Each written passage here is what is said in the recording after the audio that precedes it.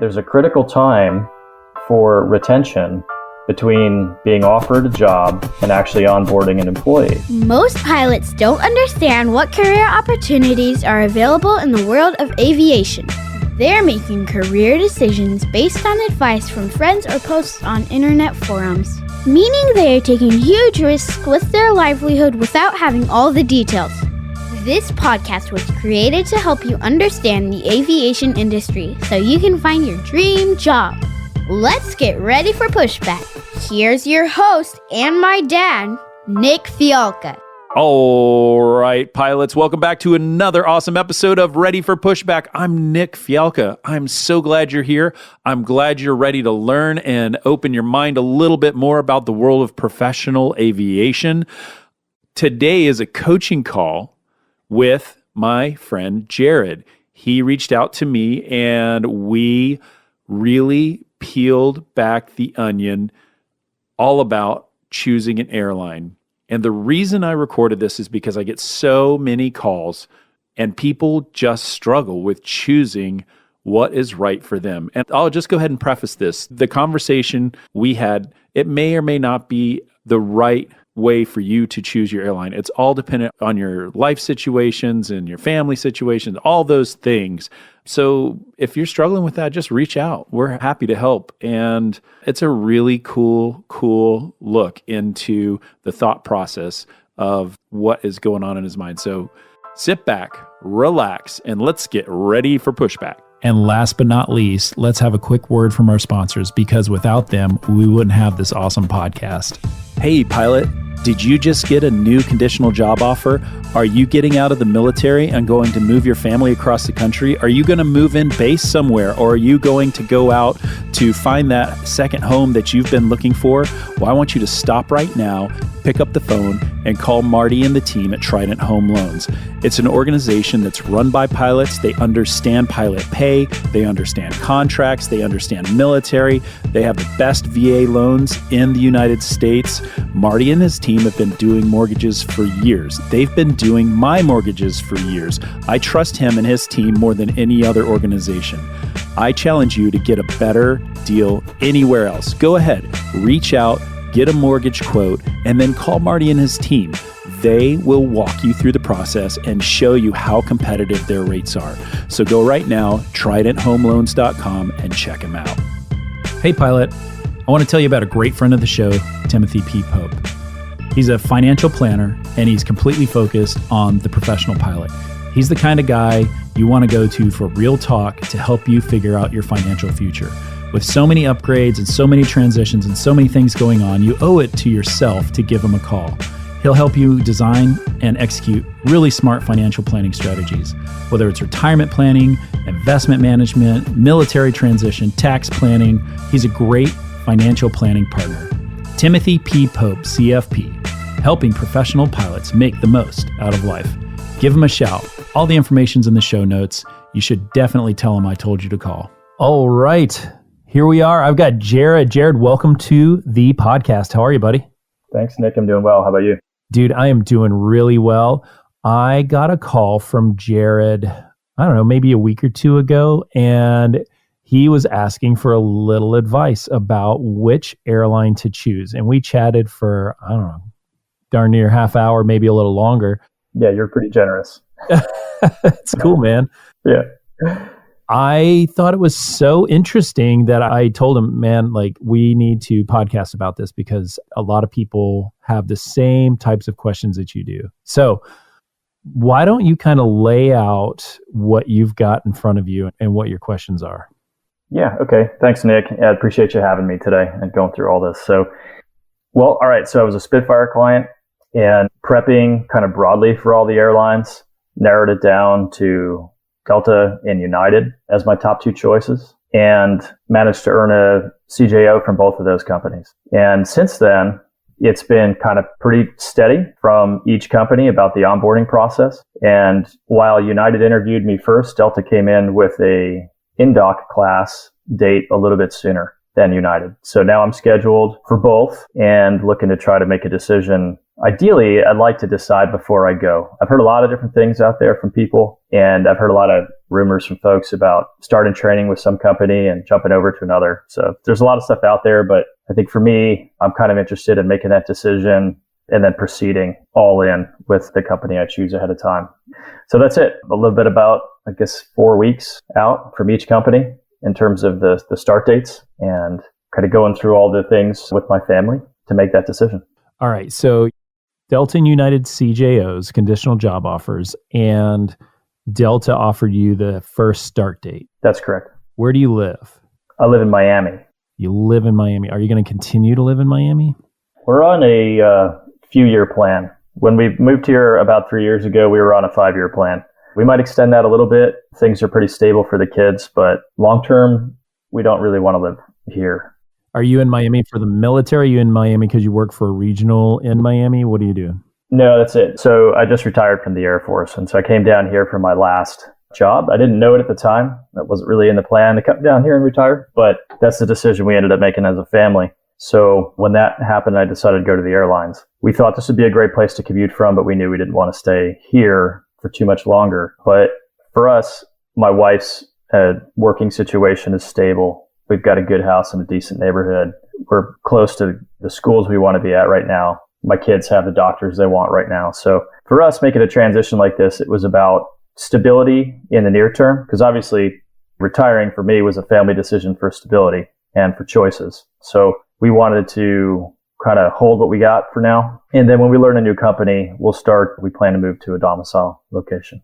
You're going to commute, like you could easily get to Atlanta or New York with Delta, and then I don't know how many go to Houston, but there's probably plenty. And what else does United? They have Newark, right? They've got Newark. I think that's an easy shot. They also, surprisingly, they have a decent number of nonstop flights from Fort Lauderdale to Denver. So, there's some stuff going that way. United keeps a decent number of tails. So does Delta out in this way. How far do you live from the airport? I'm about 30 to 35 minutes to either Miami International or Fort Lauderdale. Okay, so both, you're kind of equidistant between both. That's right, yep. And do you know where the employee parking lot is at these airports? I don't. I haven't seen it yet. Yeah. Yeah, I've only done kind of the passenger travel. The commuting part, I'm never a fan of commuting, but it also works for people's lives. And when you're trying to sort out where are we going to live, how are we going to do this? People are like, oh, I only live 30 minutes from the airport. Well, that's great, but how far is it from the employee parking lot to the airport, to the terminal that you have to be at an hour prior? And all these like different rigmaroles of how to get there. All right. Do you want to live somewhere special? So that's part of the issue we're having, is that we aren't fully committed to living in any particular place. We've thought a little bit about the Northeast. That's where I'm from originally. My parents are up that way. My wife has family in Atlanta, so that bodes well. Also pretty close to my parents who are in North Carolina. We had an opportunity through my military career to live in Monterey for a little while, for about a year and a half. Fell in love with the California Central Coast for sure. And so that was a little bit of a draw towards United, the idea that potentially we could make that happen if I was based out of SFO. But given our situation with our children and being really far from family on the opposite coast, that might not be super ideal in the near term. It could be a longer term goal for us. So I don't know if that's really a controlling factor for which company we choose, but my wife does really like Denver quite a bit. So we have experience with all these spots, but we're pretty open to where we want to live. I think we're looking to stay closer to family, especially as my parents age. So it's a big draw for us. Yeah, for sure. Well, I can tell you, I live in Monterey right now as we're recording this, and that's amazing. It is amazing. First off, yeah. Awesome. But I'm only here for a short time, and we've been here for like 6 months. I tell people, like, when we move, this is the only place I've ever lived where I'm going to regret moving. And it's just so awesome.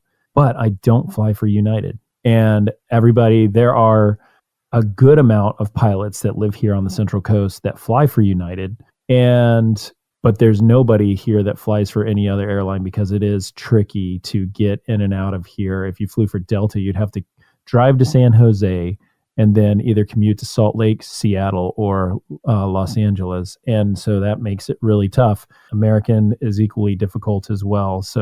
But it's the most beautiful place on earth. It really is gorgeous. Yeah. So I hear you talking about the importance of family and where your family is centered and all that. What about the training? Are you leaning towards one or the other? Like, how are you guys sorting through this decision? Because this is a lot of people have this same decision. Yeah, absolutely. So we definitely started with domiciles.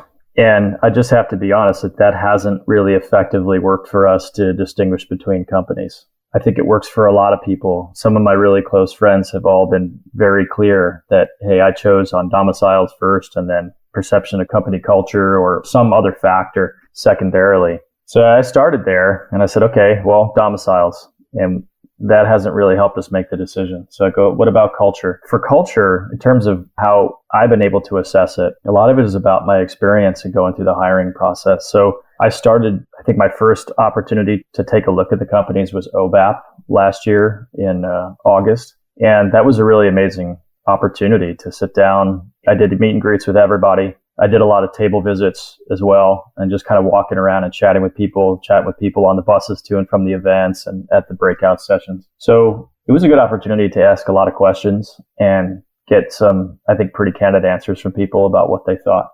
And then the interview processes. I am glad that I did multiple interviews because I think it was a good opportunity to see the nuances between the companies and just you're still getting an outside perspective to some degree, but it's a little bit closer, I think, to the actual experience than probably what I had going into it, reading on the forums or just talking to people who flew there. So I don't know. Worst. Yeah. So to your question about like which way I'm leaning, on culture or on that issue of just company perspective, all the things that you could think might be wrapped up in that, like my perception of the brand or their marketing, following social media, their CEO, these types of things that you try to find things that you can use to learn about the company and see where they're going.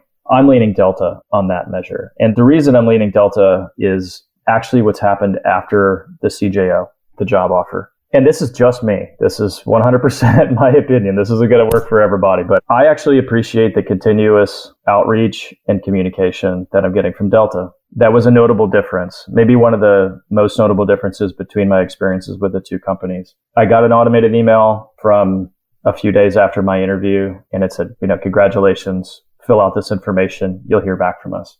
Then there was pretty much nothing. And a few weeks later, I got an email that offered me a class date. And I filled out some more information, and then I haven't heard anything since. Now, got it. So basically 2 emails.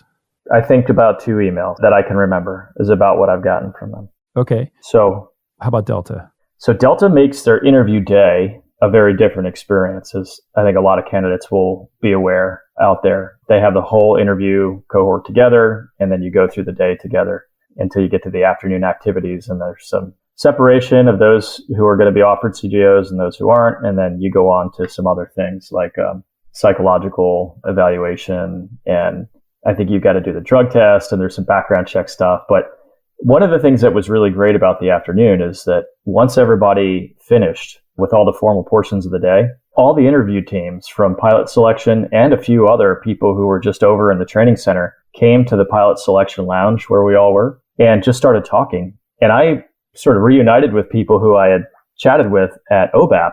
And it was really, they weren't part of my interview experience, but it was really exciting to see them because I felt like it was kind of the culmination of a lot of what we had talked about in my meet and greet 6 months ago. It was exciting. And so everybody there was just really happy. And they make kind of a nice, it's a little more ceremonious if you're into that kind of thing. I don't want to sound vain about it, but they do. Well, you're in the military. Like a nice job. Yeah. Ceremonies are what's up in the military. It's all we got.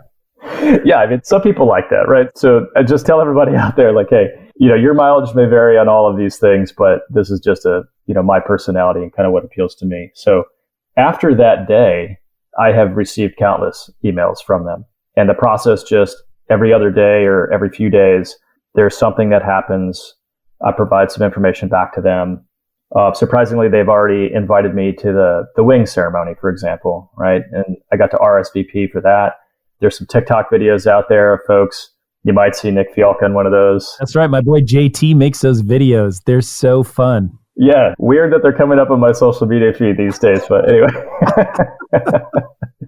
So a chance to show my wife that kind of thing. They're going to fly her round trip out there and she can do that with me. I'm sure United does some sort of wing ceremony. I just don't know. I haven't heard anything from them at all. So I just say this factually to kind of display the differences in the approach between the two companies. And it's just one indicator, right? So if you're looking for a way to think about what your experience might be at a company, at least for me right now, I'm kind of looking at these indicators and saying, well, if I seem to like this, then, perhaps that's a gut instinct I might want to follow a little bit more. I think it's important to bring out, when you and I first spoke, we went through, I asked you a litany of questions about domiciles and your family and what's important to them and where they want to live and where you want to be. And if it's important for you to fly internationally, if it's important for you to fly this or that, or if you need to be in a plane or if you don't mind. And so we went through a lot, and every single thing you were pretty much like, I could do whatever. Yeah, it's a good point. I don't know. We could. And so you were looking for, you're like, listen, I've analyzed all of it. You've said it a couple times. You've assessed it. You've analyzed it. You've looked at it. You've focused on it. And you're data driven. Man, you are engineering.com, like the guy that peels it apart piece by piece. You lay out all the Legos in a row and you're like, what can I build with this set of Legos that's in front of me? And so, we talked for a long time about like, I don't know. And then finally it was like, well, what makes you feel good? Like I had this moment where my brain turned on. I'm like, oh man, like you're trying to assess this based on this thing that is going to give you 100% certainty that this is the right choice, but you have two awesome choices and you could do one or the other, but you need somebody to tell you that this is the right thing for this right reason, but there's not one. And it's tricky. Absolutely is.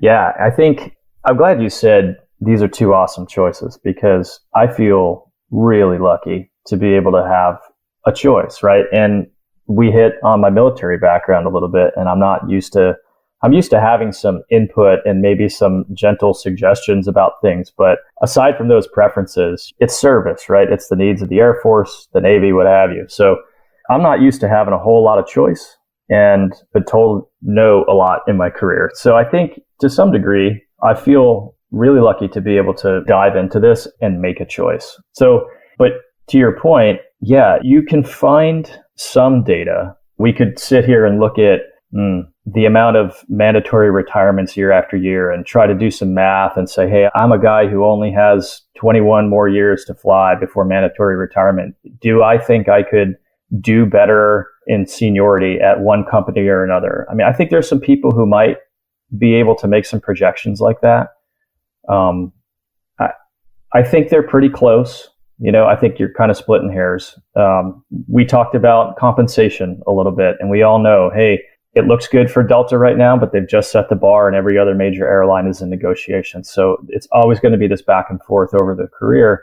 The commuting situation is certainly a factor, but I had mentally prepared, I think, with my wife to commute in the near term. And because we're open-minded about learning the ins and outs of the companies and the places that they fly and where those different situations are that people like for one reason or another, we'll probably find where we really want to settle later on. And I think there's nothing about either set of domiciles, if you will, between the companies that really turns us off.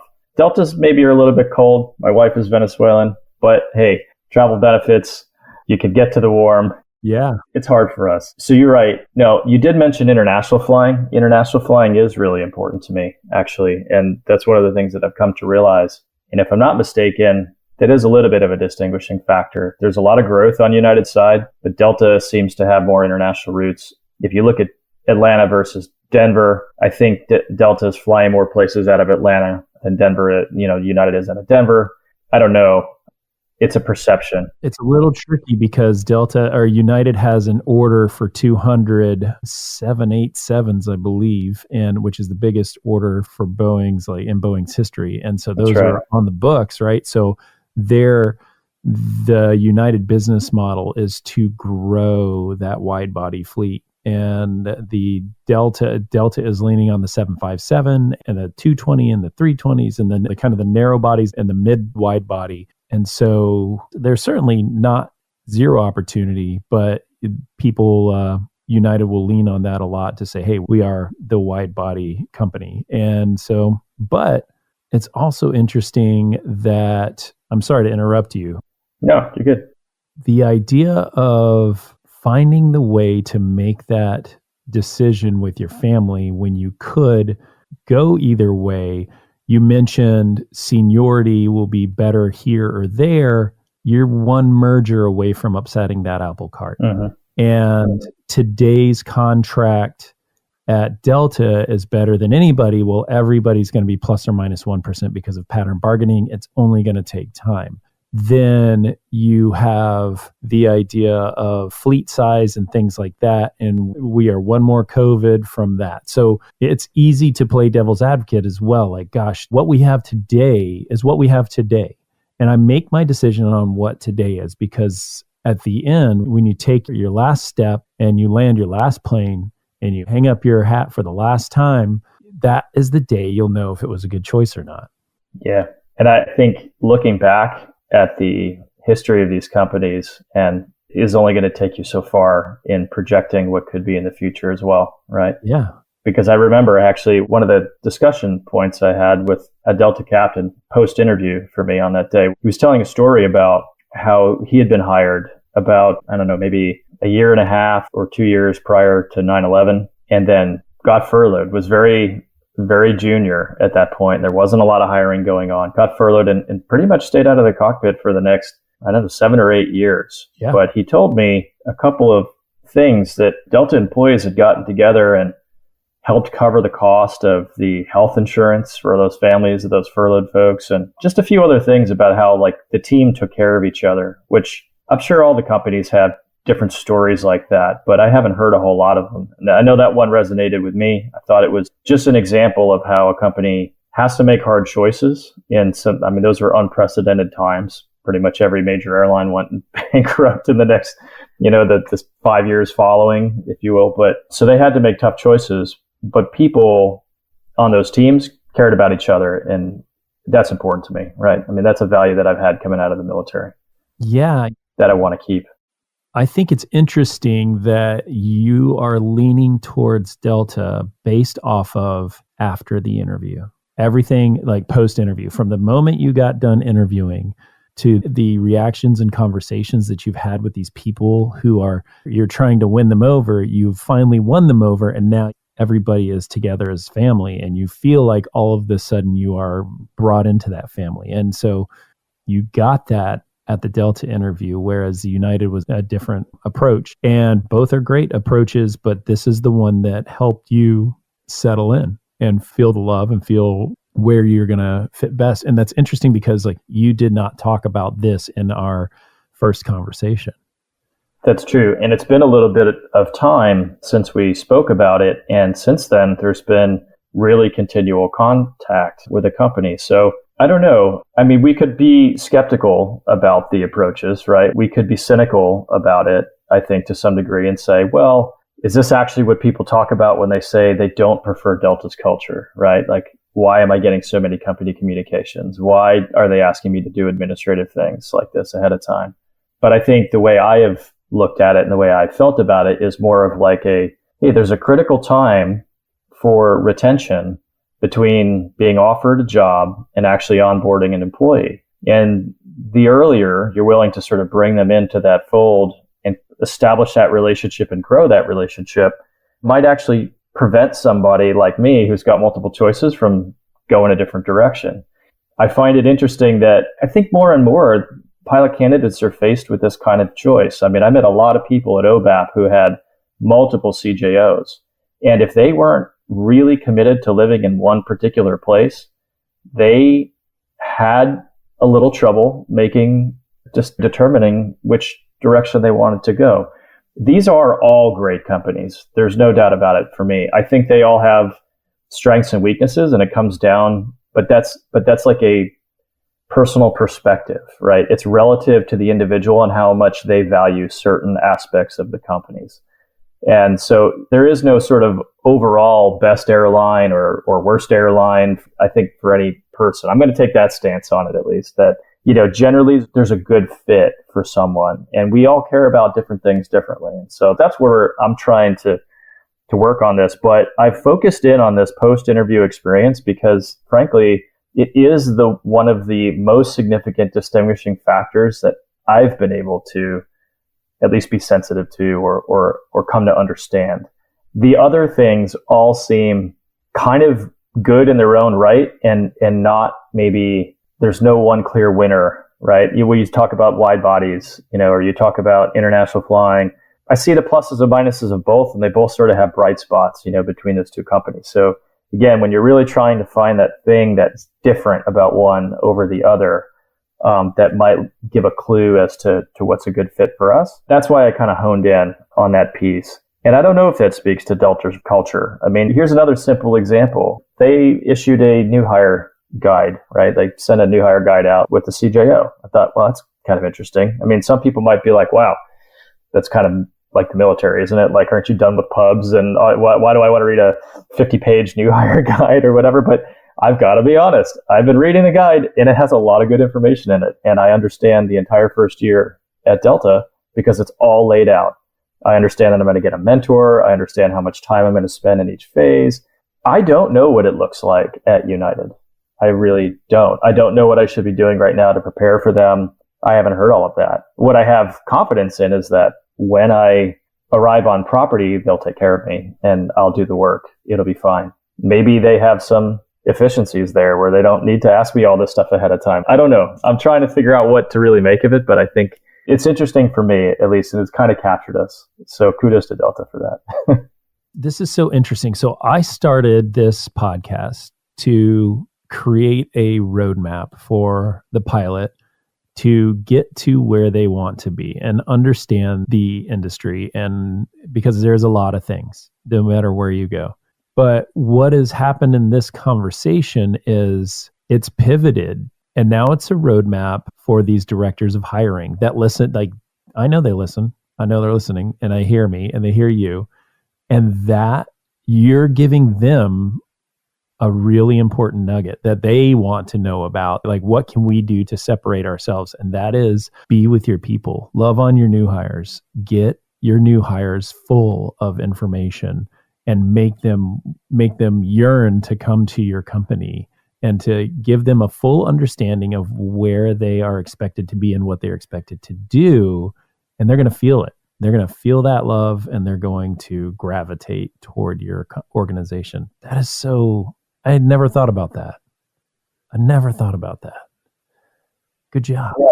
Yeah. I got to give a shout out real quick to Spitfire, because having come through this whole process, about 7 months ago, if you rewind in my life, I wasn't even sure I wanted to be an airline pilot. I didn't even know that I even had a resume that would be attractive to these companies.